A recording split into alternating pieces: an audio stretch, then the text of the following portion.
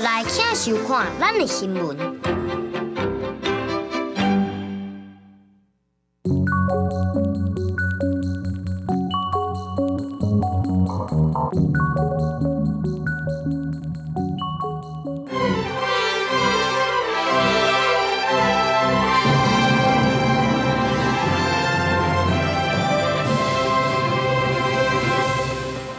台中火力发电厂早起10点外发生火灾，是包厢7公斤破竹火星，害这塑胶棒导火。政府强调无影响到机组，也无人受伤。有民众骑车伫台北文山区单红顶说，或者轿车内面跳出车灯的笔电架着伤，国外主人拢无做防护，上当可能罚15万。马街便宜的电脑进前互海客攻击，最近伫乌市网站有人伫咧卖上千万笔患者个资，也讲这资料已经卖互诈骗集团啊。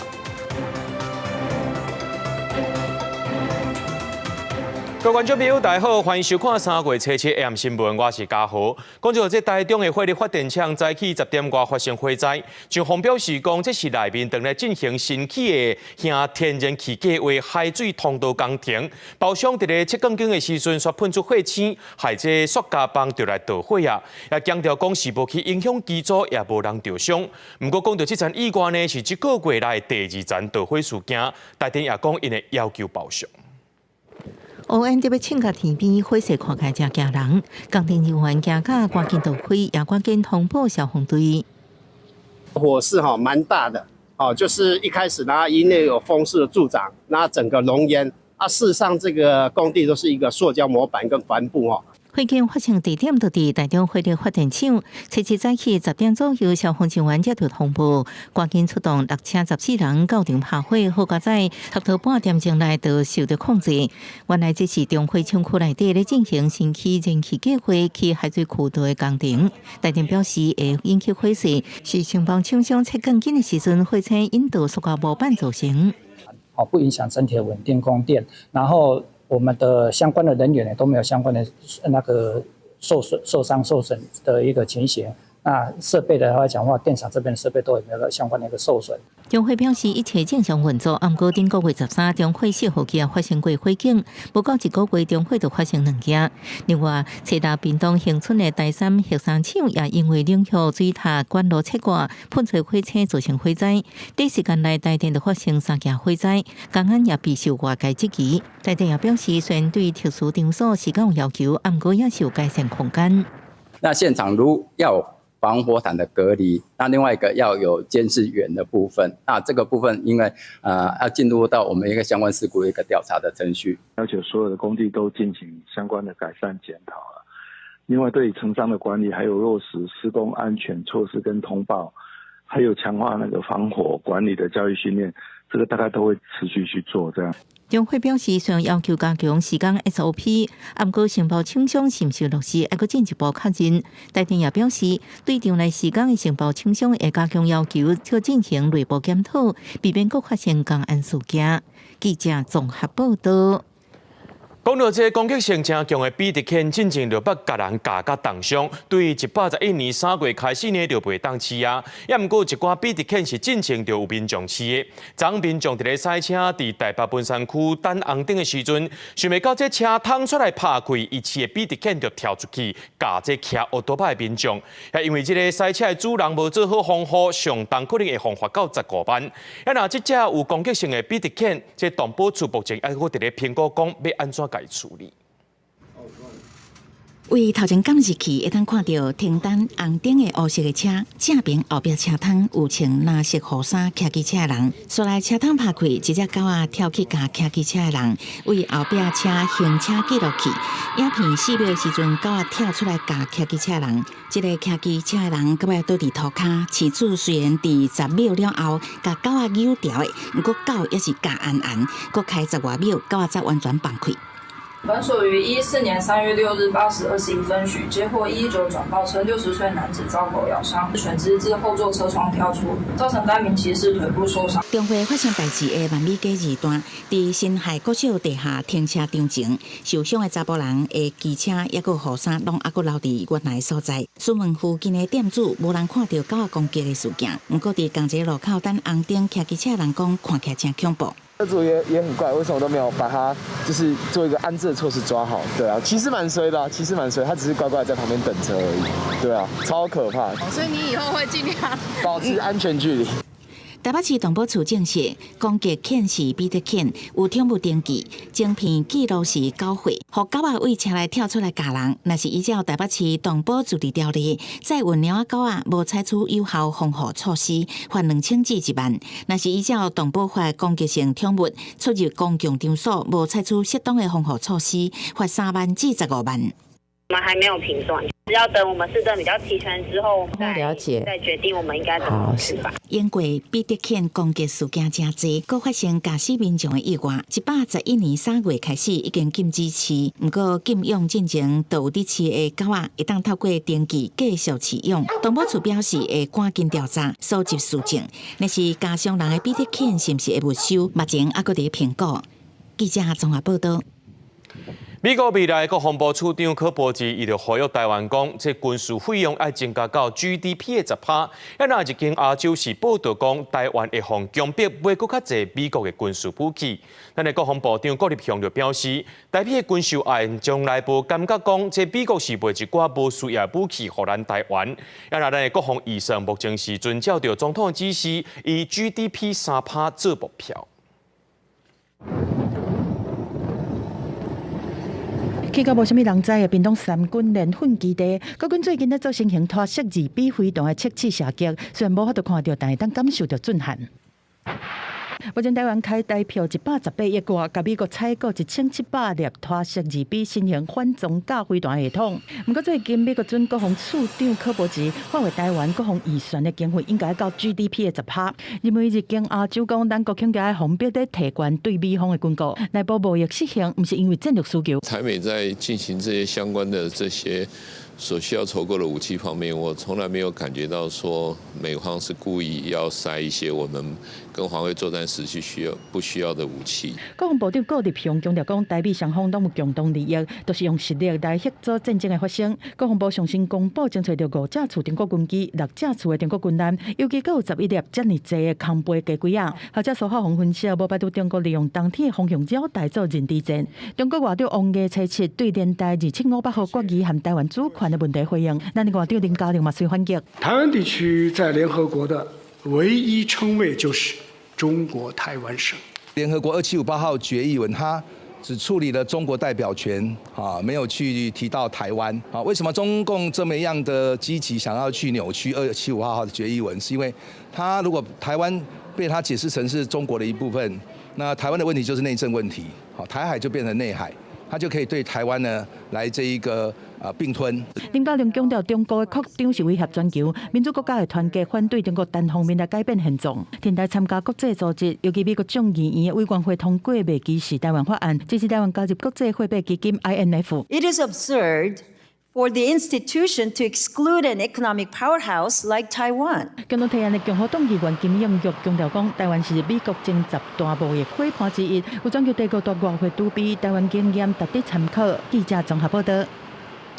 咱国内有一对姓黄的台商伯仔囝，互指控讲引起到中国驻省里，落要去互中共吸收，伫咧台湾找2名现役的空军，甲因讨机密资料，协助中共伫咧台湾发展组织，进前是去互判刑8年。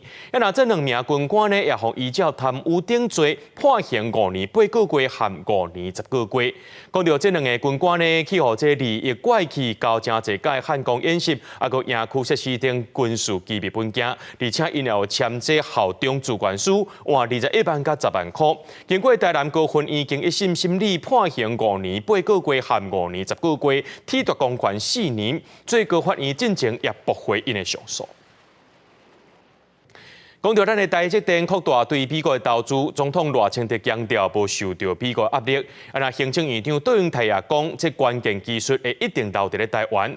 不过在野党却是批评讲，咱将这技术人才送予美国，美国对台湾却是无安全保证。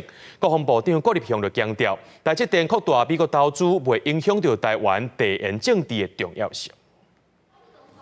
台积电宣布伫美国扩大投资，总统赖清德亲身说明，无因为美国的压力。行政团队嘛大行看化工，台湾半导体产业会继续伫国际确保关键技术的领先地位。魏董事长在会中所说的，台积电未来在台湾的生产计划不会改变，而且会持续的增加。作为台湾最重要的一个产业，台湾当然是它的最重要的生产基地，而且会以台湾为研发的中心跟核心。川普放话说会课100%的关税，这个100%关税，我想这是美方的他们的一个说法嘛。就企业的这个策略来讲，难得的一个好机会啦。他进去了，他拿到的这个算是能够到另外一个掌握全球半导体市场的一个最好的一个机会，他拿到了这把钥匙。不过在野党并不认同，批评台积电恐惊变做美积电。执政党说甲国家重大危机，讲作是台湾的骄傲。我们的总预算还不到3兆。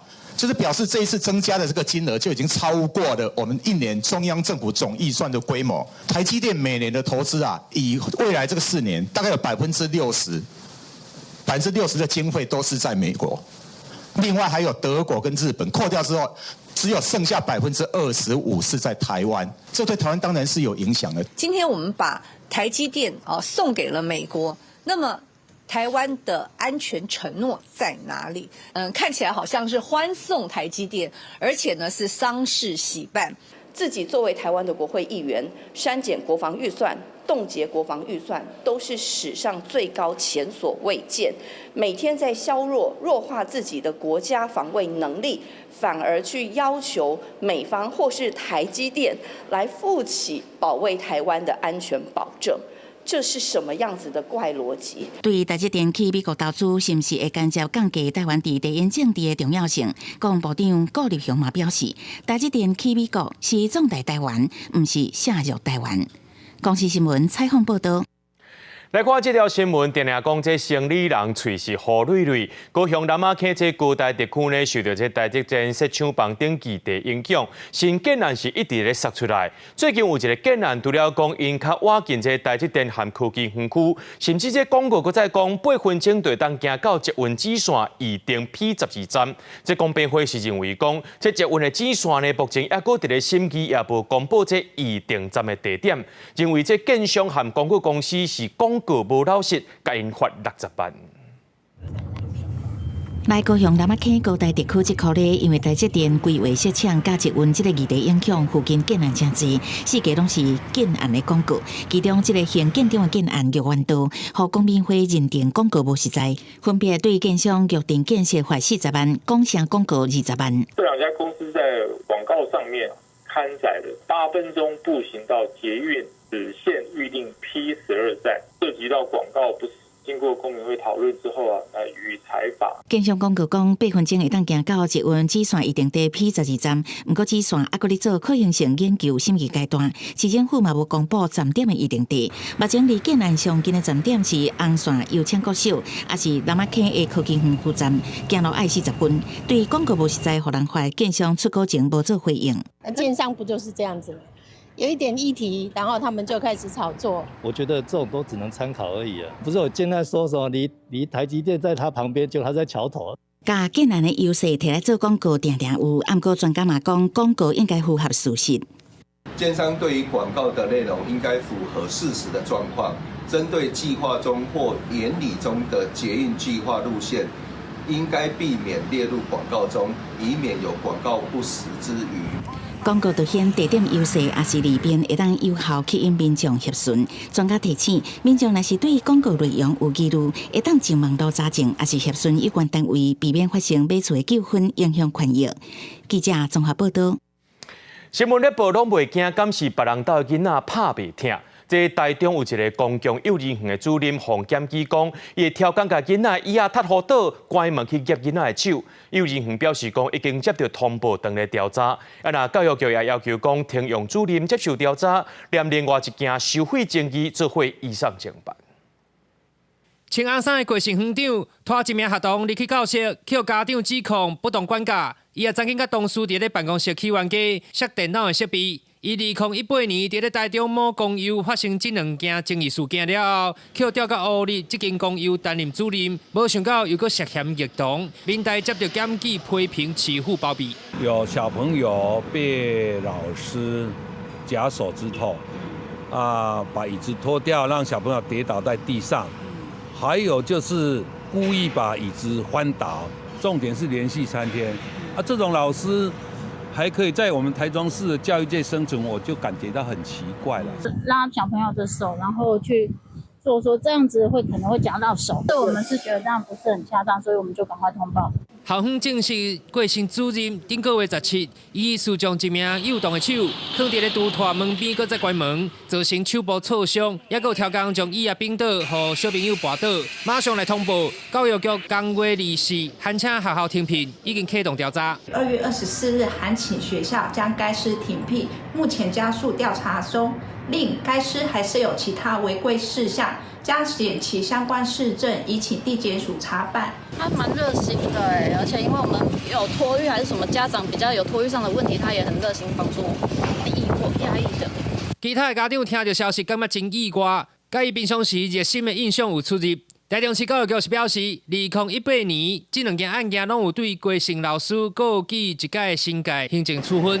这届担任主任，除了疑似有不当管教以外，也搁向检举延长照顾费用收费、甲午餐退费上也出现争议。后续会移送台中地检署侦办。公视新闻台中报道。来看彰化太和路滨高道，昨有一台货车，介像是要过去的时阵，熊熊熄火，掉伫路中。拄好这个时阵呢，这高啊要放落来，这货车就直接甲弄灯驶走。落尾警方是甲驾驶开3张罚单，代替即摆也要甲伊讨赔偿。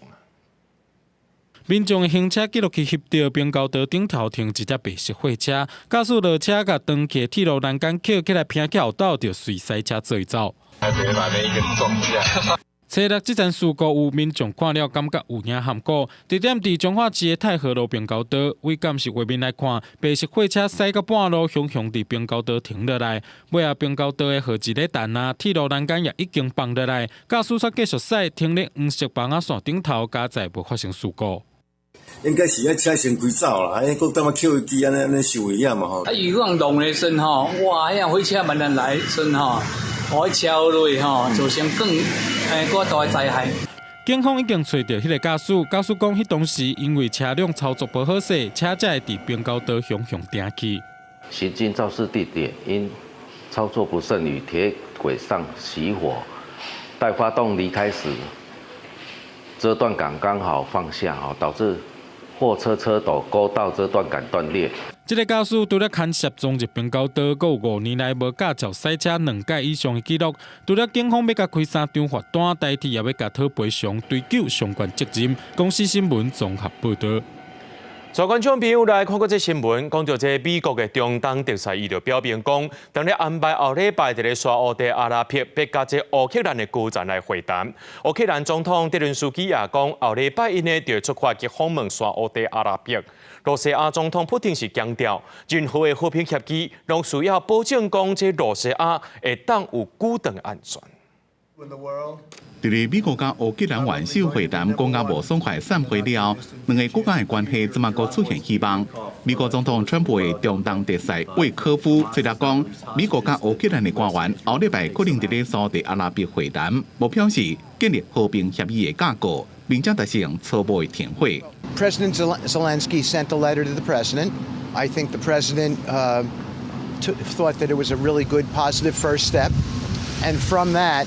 We're now in discussions to coordinate a meeting with the Ukrainians in Riyadh or even potentially Jeddah. So the city's moving around a little bit, but it will be Saudi Arabia. 魏科夫也講，川普對烏克蘭總統澤倫斯基最近下來批表示真滿意。澤倫斯基也證實，後禮拜一伊將會去沙國訪問。澤倫斯基目前即馬人正伫比利時布魯塞爾，加參加歐洲經濟峰會各國領袖見面。歐盟已經批准8000億歐元，加強歐洲的防護，並且發表支持烏克蘭的聲明，但是匈牙利並無支持。北约秘书长吕特对美欧会谈的期待成果展现乐观。不过，川普吹拉被问到对乌克兰的看法时阵，再一遍重申乌克兰无其他的选择。I think what's going to happen is Ukraine wants to make a deal because I don't think they have a choice. I also think that Russia wants to make a deal because in a certain different way that only I know. Only I know they have no choice either. 另外，针对法国总统马克龙提出将核保护线延伸到法国，对此俄罗斯总统普京吹到伫咧一场活动讲，提出任何和平协议拢要确保俄国的安全，并且提1812年拿破仑入侵俄罗斯的惨败来敲碎法国核武威胁的言论。Еще со времен Наполеона, нашествия Наполеона, до сих пор кому-то не имется все. Есть еще люди, которые хотят вернуться к временам Наполеона, забывают, чем это закончилось. 另外，川普也讲，伊会正紧就决定是毋是要取消差不多24万位因为俄冲突逃离家园的乌克兰人临时合法的身份，只有可能让因快速被驱逐出境。公司新闻张伟林编写。美国的《华尔街日报》报道讲这美国总统川普上紧伫咧车内就会废除教育部。美国媒体是向这北京发言人来纠正，说是得到假消息的回应。那这新任的教育部长呢麦马洪发出去的内部批信是表示，会赶紧来消除大官府的威权，甲这教育问题交予各州去处理。美国教育部差不多4500员工是规模上细的联邦政府机关，主要业务有学生贷款甲经济援助、公民权爱安怎执行、学院认证甲 K12基本教育经费等等。川普上台了后，批评伫40个国家的教育排名，美国是倒头算第一，不过人均教育成本却是排名第一。伊希望将学校交予各州处理，学生贷款的部分就交予财政部，或者是小型企业主商务部来管。You know, I've said it 100 times. We're ranked at the bottom of the list, and yet we spend more. We're ranked number one for cost per student. We're ranked at the bottom of the list in education. 最近小英教育公司正执行长麦马洪集中教育部的名函册查伫参议院，以51票赞成、45票反对过关。伊伫予内部的批表示，教育部最后工作就是要赶紧消除真大的官僚，将教育转予各州。华尔街日报报道，自川普总统上紧找人会签署行政命令废除教育部。美国媒体向北京发言人纠正得到的回应是假消息。废除教育部爱伫参议院得到60票绝对多数的同意。不过，川普政府早就已经开始改革教育部工作。马斯克的校务部已经用浪费公家钱做理由删除数十份甲新文化有关系合约，取消教育科学院的经费，是袂少人。民主党国会领袖蔡拉蒂发布记者会批评，川普要废除教育部，会讲是将美国邦放一边。Mr. Musk, who is worth some $400 billion, and his fellow billionaires do not have to worry about the quality of public education because they send their kids and grandchildren to fancy private schools. So what happens to public education is not a great concern to them. But for the working class of this country, high-quality public education is an imperative if their kids are going to do well in life. 加州、马州、纽泽西等8民主党执政的州，设立联手伫波士顿联邦法院对教育部裁减老师培育计划2项补助金提起诉讼，指控共和党政府安尼做目的是想要消除社会多元、平等、包容的措施。公司新闻王慧文编译。来看南韩总统文锡业因为要宣布戒严，防指控叛乱罪行抓起来。首尔中央地方法院查七同意文锡业提出的撤销逮捕申请，其下51天了后放放出来呀。规定支持者伫咧拘留所外口等台亚国旗迎接文锡业。文锡业定定顶个月初4日向法院请求撤销逮捕令，主张检方伫咧期限结束了后，才对伊提起公诉，这时间拖了伤过久，所以伊是放非法拘留。首尔中央地方法院刑事合议25庭初5批准文锡业的申請，予伊會當用到這非羈押狀態繼續接受審判。88岁这天主教教宗彭这个因为肺炎住院治疗，大约3礼拜了后呢，梵蒂冈头一届公开到这教宗伫病院录音的这个录音档，感谢大家替祈祷。虽然无公布任何影片或者是相片，但是听到教宗的声音，这个信徒是拢真感动。天主教徒伫梵蒂冈圣伯多禄广场为教宗的健康祈祷。88岁教宗方济各伫2月14因为气管炎送去病院治疗，了后病情恶化是双边肺炎，到即马还未出来。梵蒂冈伫7日第一摆公开教宗伫病院内底录的录音，方济各用伊的母语西班牙语向大家表示感谢，互信徒真欢喜。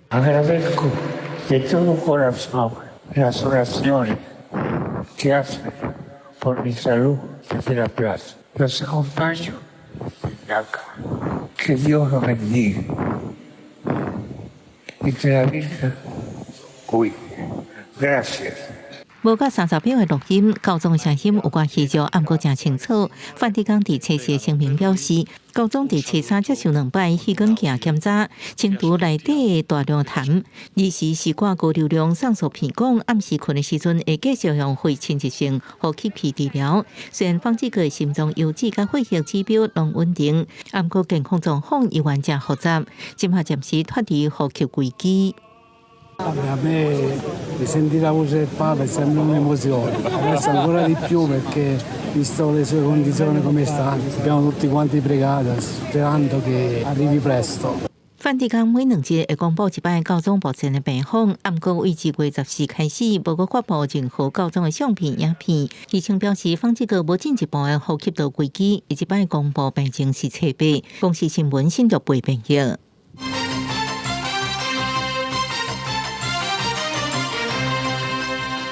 讲到这马街病院进前因的电脑去互这骇客攻击，最近伫咧乌市网站就出现讲，有人伫咧卖这上千万笔患者的个人资料，而且讲已经去互诈骗集团买去啊，检方目前也正咧调查。卫福部长邱泰源也表示，已经有招这司法部针对着病院治安的问题讨论对策。病院内底人是真侪，咧挂号看医生。国内马街病院有大量病友的资讯，即马刷逼出告知外泄，去传出被诈骗集团买落来。暗望这篇文章标题直接点化，将马街病院全部病人资料，为基本的名字、电话、住址、身份证，细到病历记录拢总有，出卖病人告知，高达1660万笔，开价差不多是代票328万。卫福部也跟司法部来共同研拟各医院的指引，我们要严格的把关，一个非常强的防火墙。卫福部证实，马街病院系统要被骇客攻击，检视论坛内容确实亲像是医疗资讯，啊，不过是毋是为马街出来，要搁调查清楚。案发了后也紧密处理，建议伫医疗院所建立搁较强大的防火壁，以方用文字回应。专案爱国单检调查比对，暗过提醒民众爱涉及诈骗。10几年前，自己在医学中心台北荣总就有经历过这种骇客攻击的过程。那时候呢，其实被损失的资料呢，就我们胸腔专科医师读书会啦、考试使用的一些资料啦。其实病院被入侵早毋是稀罕的代志，有医师分享过去也无拄到，人这病院被网络攻击，骇客卡有将近100万的比特币，病院加做被害的对象。相关治安防护是否确实引起讨论？他们的 IT 跟治安的防御的部分，事实上相对而言是比较薄弱的。骇客基本上在做这个攻击的时候，他就会选择这种相对而言 IT 跟治安防护比较薄弱，然后金流的部分也比较庞大的这组织来做一些攻击。就算各族真假，爱国检验，不过专家点出病院的治安防护依然有强化的空间，建议升级软硬体系统，采取多因素验证等方法来阻止骇客攻击。公视新闻采访报道。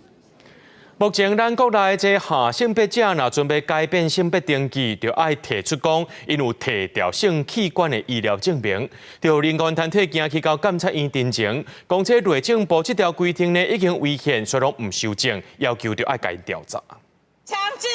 人权团体手举票机来到监察院头前，不满就算司法已经几落届判决强制手术违宪，但是依照内政部的函释，下性别者若准备变更性别登记，就要交出已经摕掉性器官的医疗诊断证明。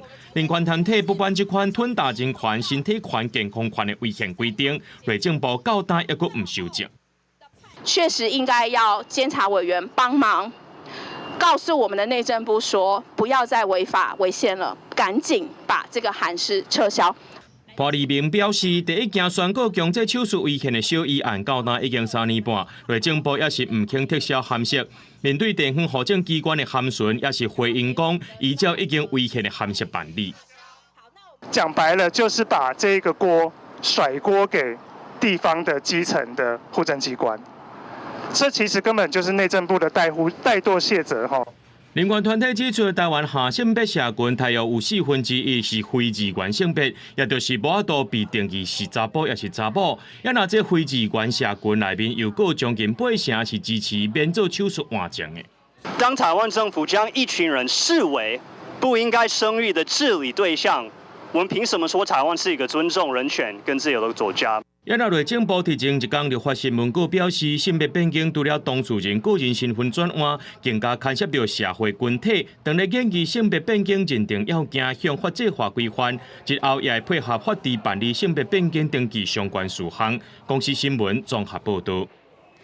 讲到过去这10年呢，这台湾女性心血管疾病死亡率增加18%。2023年，每天就超过40位的女性因为这心血管疾病来过往。就民间团体出来呼吁讲，就要重视男女心血管健康的差别，避免去误着治疗。所有的心血管病，其实占我们女性呢总死亡人数其实22.45%，也就是说不到5个女性就是因为心血管疾病而过世。心血管疾病对查某人生命的威胁被当看轻。过去10年来，台湾女性的心血管疾病死亡率增加18%。妇产科医师黄建派指出，查某人的月经甲心血管健康有真大牵连，无论是避孕、有心或者是更年期，都会影响到查某人的心血管健康。产后的照顾如果能够做得好，可以避免掉这些心血管的死亡，因为有70%的死亡是在产后的10天内，如果是心血管相关的。男女伫咧心血管疾病风险甲健康照护有差别。台湾女人连线对2007年开始关注这个议题，2016年响应国际定当年3月第2个拜五是台湾为着查某人穿红衫的日子，提醒爱重视查某人心血管疾病风险。台大病院心脏内科的主治医师张朴恩表示，10多年来有愈来愈多查某人意识到重要性。他们有健康的这个像高血压的药物、心脏血管的药物、心律不整的药物，他们在怀孕前要进入这个怀孕的当中，所以他们就问我说，这个药物应该怎么使用？如果我们看到这些差异的话呢，我们将有助于女性心血管疾病的这个防治。国健署指出，今年开始成人预防保健服务提供免费定期健康检查的年龄降低到30岁，呼吁更较侪女性接受检查，提早发现三悬的风险。因那全民健保署嘛，当来建议心脏年癌的共同照护模式，注重男女之间心血管健康的差别。公司新闻采访报道。即马高丽菜当咧大出，目前产地一粒的价小是落甲剩5块尔。为了支持在地农民，高雄林园区的里长也有台电大拿厂，以一粒13块买2万粒，送予附近的里民。农粮署也讲会继续辅导农民，把这高丽菜销到日本去，按算3月中过后就较好价啊。高雄林园夜市广场透早排满人，为着领免费的高丽菜。欢喜啦，欢喜，有较俗淡薄，也无俗介济啦。国内高丽菜因为超前问题，去年已经互提醒。农历新年了后，高丽菜价小一直降，目前一粒平均价小单有5块到10块。高雄林园区里长联谊会甲台电大林厂向大寮甲林园菜农以一粒13块买2万粒高丽菜，初7透早免费发送。高丽菜种植很多，差不多有100公顷，所以农民现在高丽菜在市场卖1颗差不多5块或8块，还有的卖到10块。一箱高丽菜差不多100到140左右成本80块到农民的手就剩下3到40现在的1分地卖到的钱就是在6000到7500之间呢，种植的成本就要2万了。领到菜的民众拢真欢喜，里长呼吁政府会使协助买高丽菜，做国军也是学校营养午餐使用。有民众比较过年前后的高丽菜价格，因为价格降了真明显。现在大概2颗50，然后之前的话1斤可能有的卖到50、60、70、80都有。高丽菜价格降，互农民真艰苦。农业局表示，高雄高丽菜产量并无济，占全国2%，而且产期就要结束，影响无大，会辅导农民外销高丽菜到目前价格一直起的日本。估计3月中了，菜类的价格就会转去到合理的范围。公司新闻陈环宇、面交管高雄报道。西本马啊，长期受到人为训练，变做是种正温顺的动物。为了要互伊出来园区活动走跳，台北市立动物园每礼拜一呢，拢会牵伊出来园区散步。这动物园也鼓励民众会当趁着一个时间来到动物园，和这西本马啊互动。保育人员把这只古锥的细只马牵出来，准备要带伊出来和民众见面。这只细只马名叫小白，袂输那个名册，大小朋友拢手要和伊翕相。我们今天是来玩那个寻宝游戏，对，那今天刚好遇到马，有没有觉得很幸运？有啊，觉得很幸运，我们很喜欢马。它叫小白，它是一只迷你马，有些马被摸了就会跑掉。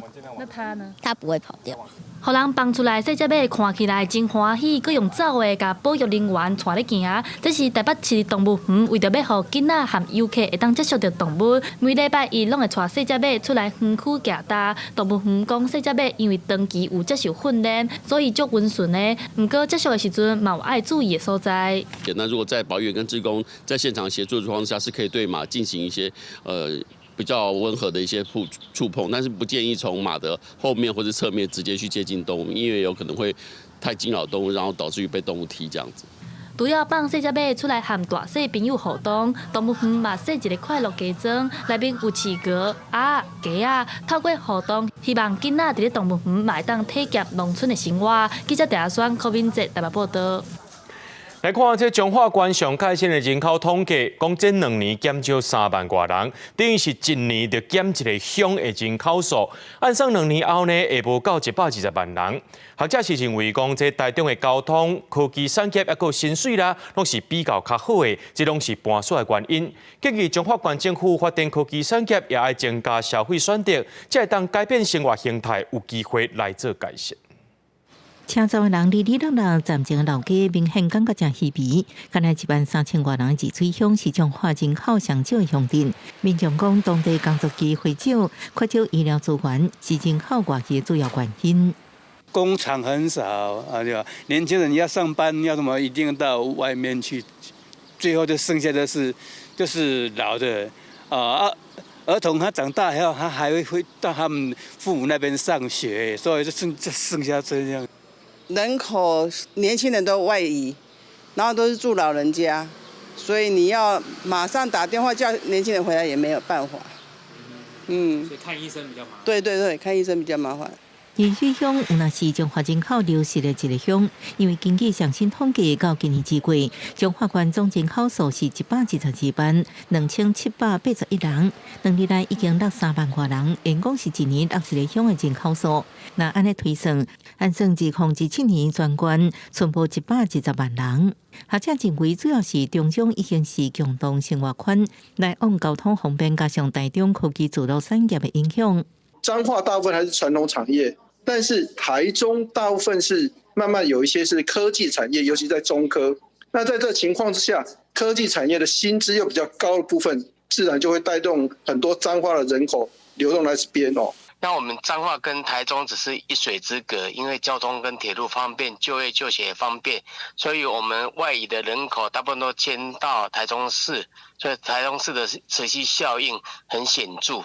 官府强调，经济关系目前面临人口流失的问题，彰化受6都的影响，工作、读册、社会福利等因素，互刷出比刷入的人较侪，才造成人口每年减少。学者建议官府应发展科技产业，佮增加消费选择，改变生活形态，才互这个情形转好。记者综合报道。来看这新竹县2年前呢，有建商因为挖地下室造成这路面规个凹落去，凹一个坑出来。工程是停摆2年的时间，顶个月才准备要复工。建商为着这吊车要作业刷封路，害附近店家是生意无法度做，引起大家不满。只要一封路的话，你们生意就没办法做嘛。对啊，就是你看这些东西要怎么办？看到冰箱内底，阁有足侪物件也未卖出去，店家实在足无奈。因为外口有吊车当咧进行作业，这就是2当前台北市路面崩塌现场。最近因为建商准备复工，车路自3月初5准备封到18，差不多要2礼拜，互店家怨叹无法度做生意。我们没办法做生意，但是房租还是得付，员工的薪资也还是得付，我们要照顾员工嘛。但完全是营业额是完全零收入，即便有几间店家有试图在封路期间开，但也没有人敢进来。人事、水电、租金，我们这边像我们冷冻冰箱很多，所以我们的固定支出是非常大的，大概都会30-50万。因为附近有足侪做生意的店家，有饮料店、超级市场、餐厅等等，有的规矩伫饭卡口打出暂停营业。说晚上都只有1组客人，或是没有客人来，所以我们就只能先做暂停业。因为如果怕中间走路人家来，可能因为什么样问题造成的话，那我们店家也要造成一些付出怎么样？新竹县干务处指出，会要求建商在安全状况下，赶紧完成吊车作业，缩短封路的时间，减少对附近店家的影响。为了保障店家的一个权益那我们会请佛印建设在安全无虞的一个前提之下，尽速完成塔吊的安装工作。建商回应，为了确保施工安全，所以依法申请路权。封路进前有拜访店家进行沟通，也协调施工时段甲动线，未来依照状况进行调整，尽量降低对店家的冲击。记者刘君和新竹报道。为了要和民众更加接近艺术，故宫博物院和屏湖县政府合作，包括百形石等等15件故宫文物，这5月中开始就要伫咧屏湖生活博物馆来展览，结合着在地历史文化，呈现着屏湖大航海时代历史模样。就算是上班日，故宫也是有不少游客来参观。其中一粒为清代流传到今的国宝肉形石，更加是国内外游客拢爱看的展览品。故宫即阵甲屏湖县政府合作，规划5月份，甲肉形石在内各种15件珍贵文物，头摆摕去屏湖举办特展。所以这次会是定调是，大航海时代下的海上明珠。以这样的概念，另外一个就是说，我们是丰富的一个海洋文化的城市嘛，可能会有一些有点像海怪啊，或者是鱼兽啊，类似相关的这些器物，会在这次的特展做一个呈现。屏湖县文化局表示，国宝来屏湖是真难得的机会，希望会当让在地民众更加了解屏湖的文化历史。故宫表示，这摆有拿展出故宫的15件珍贵文物，也配合屏湖在地的文献，考古发现这寡文物做伙展出，呈现屏湖这块地理位置特殊的岛屿伫大航海时期的历史。屏湖从以早到今对东南亚一个最重要的国际贸易的枢纽。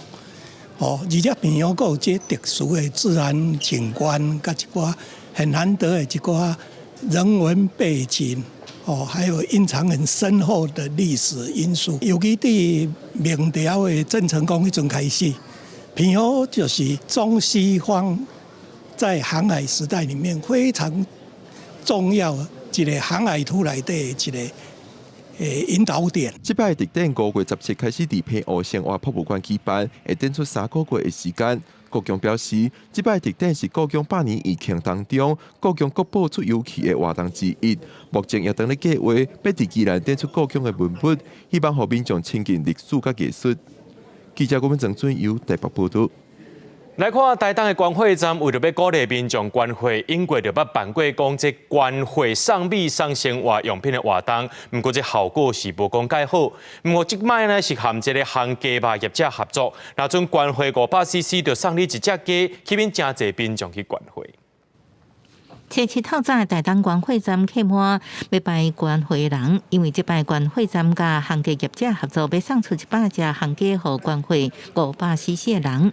因为关火有行鸡通食，伫台东也是第一摆，互民众感觉真稀奇。无到2点钟，命也就满啊。8点前就到了，结果发现，8点前就已经蛮多人到。送考试就刚好动力，捐血的动力就赶快找到就过来了。台东关会站表示，会考未过年了后，就当黄灯库存偏低。这摆多有行机业者愿意送行机，关会站在网络宣传，想要到效果真好。关会站暗地出现摆个登录的人。我们是配合整个高雄距离中心的那个运作方式，所以这个现阶段的那个库存量是达到黄灯跟绿灯之间，所以我连起来还算 OK。台东关会站预估，这摆活动应补充至少150个新会，予台东地区用会压别用灯湖，暗过也是希望民众应继续关会。公视新闻台东报道。来看花莲寿丰盐寮村的山坡地，最近有民众发现讲遐放乱倒粪扫，大部分都是这建材状况的废弃物。环保局表示讲，已经请检方协助调查，会依法进行开发。一个接到民众通报有人伫山坪乌白等真侪粪扫，花莲县环保局随甲保持环境以及林保署巡山员到现场查看，看到超过1000平的山坪拢遭粪扫，内底有装潢废弃物、水泥建材、家庭的旧衫等，连军服都有。我们以废清法46条来做第1项第4款来做处理。相关的罚则呢，它是处以1年以上5年以下的刑罚，有期徒刑以及并科罚金1500万。当地民众私底下表示，这个所在因为较严格，附近无住体，暗时较暗的情况下，都变作有心人处理粪扫的所在。进前慢慢发生过几落届，暗过土地上有一半私人，一半国有，爱向负责管理，煞有问题。我们一样就是会先调查地主以及行为人。那如果查获行为人的部分呢，要求行为人要能够做改善，以及负起相关的责任、刑事责任跟行政处分的责任。环保局讲，目前已经请警方调阅路口监视器，协助调查相关可疑的车。目前嘛，伫粪扫堆内找到一寡小单，会通知相关人员到案说明，并要求地主爱做好管理责任。公视新闻采访报道。常常听人讲，这接做手袂钝，这台语接讲你就会连长。讲台语是长时行。对于112年开始呢，这教育部举办这台语认证考试，当年的3月和8月拢会举办，一年拢总有3万多人去报名。若讲到今年3月这天呢，是办伫咧这个拜6礼拜。因为国家语言发展方案，今年是头一届呢，把这闽南语改做是台湾台语来办理。大部分的人会晓听台语、讲台语，不过对台语读写较青分。教育部当年拢举办200个台语认证考试，大约拢有3万人参加。这个拜6礼拜就是114年度台湾台语认证考试，今年是头一档正名用台湾台语办理认证，有分做基础、中级、专业 A、B、C 3种考试。3月份这天计共17000多人报名，A 等报名人数也有增加。114年3月报考的人数总共有17347人，其中 A 等的考生比去年3月增加254人。这几年，因为各界对本土语言课愈来愈重视，根据大考中心的资料显示，112年到114年3月份提出 A 等的报名人数对7281人增加到9228人。学者也表示，台语认证伫台语学证这条路，唔乃会当伫培养台语人才的过程有一个客观的标准，也通互少年人伫准备考试的过程中，豆豆啊培养母语意识。虽然这个环境一直在流行，所以透过这个考试互少年人也是囡仔，伊较有这种意识，安尼伊会当有更较好的这个语言能力、语言认识，对台湾的理解。将来其实有会晓讲台语有台语能力在台湾实际上是用得到的。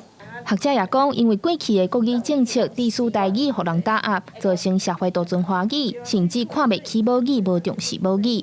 有正式的鉴定，也通互更较侪人了解伊是正常的语言，打破错误的印象。另外，目前基础的 A 卷对112年开始是采用电脑化测验。教育部表示，确定电脑化考试的流程和规划更较完整，未来拍算中级的 B 卷也会走向电脑化考试，到时阵也会提早公布，互民众知影。记者张家嘅夏桂玲台北报道。常常听人讲，这日本人因是讲日语，美国人讲美语，也那咱台湾人敢讲恁拢会晓讲台语咧？讲到咱台湾的这网球选手曾吉星呢，伊是伫咧美国出世，自细汉就是讲这个英语甲台语。对伊来讲呢，讲台语事实上是比讲华语搁较简单。台视台今仔日就特别邀请到曾吉星去到学校演讲，分享伊长期伫咧国外生活，安怎走出家己的身份认同。派一卡等有台湾的牌影行入台视台演讲厅准备演讲。台视台拜五特别邀请网球选手曾吉星分享伊伫美国出世，平常拢是讲英语和台语生活，长时间伫国外环境成长学网球，到行入职业选手的过程。就是要讲我的就是故事，我安怎开始拍球，我伫美国大汉，我是安怎生活，就是有一寡即个 identity 啊，因为我是台湾人，我嘛是美国人。自细汉，曾吉星的父母就和伊讲台语，虽然人伫国外，不过讲台语对伊来讲是真事上的代志。2017年，伊代表台湾参加世大运，摕到网球男子单打的金牌。接受采访的时，也用台语回答，让媒体感觉真特别。这个金牌是真正阿里泰拢在笑。台视台台文系教授也表示，因为课程演讲的核心概念是台湾流行文化，课程以英语为主，带学生了解台湾文化，佮有文化认同。透过邀请伫国外成长的台湾人来分享，会当互相交流，讲家己的母语，或者是伫无共成长环境，安怎找到家己的身份认同。因为这种欢迎，其实就是咱台湾主流社会的欢迎。嘿啊，这就是咱无应该安尼对待咱家己的语言，吼，所以邀请伊来嘛是要讲看嘛，就讲伊伫个美国大汉，是安怎伊会对台湾遮尔有感情，对台湾遮尔有感情，所以伊的人生过程，除了是职业的运动员以外，伊是安怎去找出伊家己的本土的认同。曾吉星表示，即卖伊也有新的身份，就是新手爸爸。目前也拢含囡仔讲台语，对伊来讲，真做是台湾人，讲台语毋那是上自然的。伊希望一路陪伴伊成长的台语，会使继续传承予伊家己的囡仔，莫因为较少人讲，就渐渐流失。记者张家嘅谢桂玲台北报道。伫世界通信大会顶头，有一间新创公司利用工业级的3D 列印技术做出食物包，这试食过消费者拢讲，食起来倍数是真的同款。总要使甲肉煎甲滋滋叫，扫落来放饼皮，再搁放一寡咸菜咖味。毋过你敢相信这肉竟然是用印出来的，而且搁是实物的肉？伫世界通信大会顶悬有一间新创公司，等制作实物肉上新的技术，因甲刀仔类的两白质填入去光线内面，扫落来伫平台一层一层印出来。3D 的列印技术是利用线材一丝一丝，甲物件建构出来的原理，拄好是模仿肉类纤维的结构，互口感搁较真。有参加者讲食起来敢若真的。La textura me gusta mucho. Se parece mucho a la carne natural. El sabor también. Y entra bastante, o sea, luego cuando lo masticas, se les hace muy rápidamente en la boca. Está muy rica. 公司创办人讲，用食物的原料取代动物的制品是未来的趋势。亲像取代牛奶的食物奶，已经伫市场是真普遍。业者的难题是，互新产品同款有传统上迄个型，安尼消费者在食的时阵才袂感觉生分。Plant-based has gone up and down. There is a lot of thoughts about veganism, vegetarianism, protein, but there is a trend which is the trend of going in the balance between tradition of food and innovation. 这个想法发展甲真紧，已经伫官网推出鸡肉、牛肉、火鸡肉等无共选择。这间公司伫去年的融资内面，嘛募到超过6亿台票的投资。食物包的领域持续成长，目前已经是一个规模超过3000亿台票的新兴市场，嘛互人类未来的食物变甲有搁较侪可能。公司新闻由派准编译。全世界上届集会剃头毛师傅本来是美国一个107岁查甫人，不过今晚呢，去互日本一个108岁阿嬷拼过去啊！这个阿嬷伊老懵老，身体犹原真健康。阿嬷也讲，伊想要做到101岁。最高齢の美容師としてギネス世界記録に認定いたします。第81岁大汉囝陪伴领金氏纪录证书，香蕉老太太真细粒子，真严硬，脚只真直，看袂出来已经108岁。早年14岁离开故乡，立务县去东京有西啊，18岁摕到理发师的执照，到即嘛已经90年啊。以前的伊上高加当时流行的飞机头，即嘛骹头有疼，互伊袂当长时间工作。啊，毋过伊也是会定期为老顾客来服务。私としても本当に嬉しいっていう胸いっぱいです。1939年，香蕉老太太22岁时阵，伊甲先生开理发院，后来去拄到二次大战，先生互人定调入伍煞战死。当时的店面嘛伫战争中烧毁，伊只好带2个囡仔返去故乡重新开始。香蕉老太太提出家刀，展现真流利的双手，会当得到金氏认证。伊讲都要感謝爸母，予伊健康的身体。109歳ですから。10歳まで頑張りたいと思います。香蕉老太太伫高龄104岁时阵，捌为2021年的东京奥运团队盛会。伊表示，只要伊还有人客，都会继续做落去。公司新闻翁如梅编译。在观众朋友做来看明仔载天气。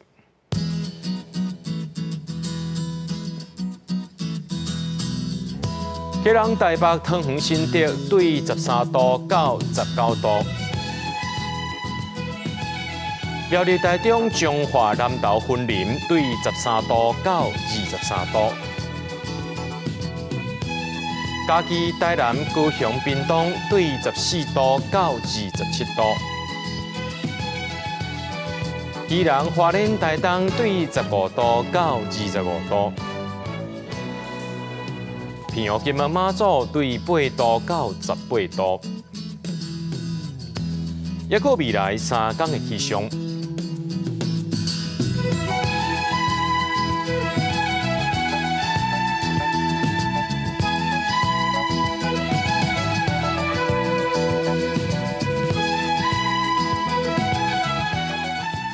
节目最后，感谢各位观众朋友收看今日AM新闻，我是嘉豪，咱再会。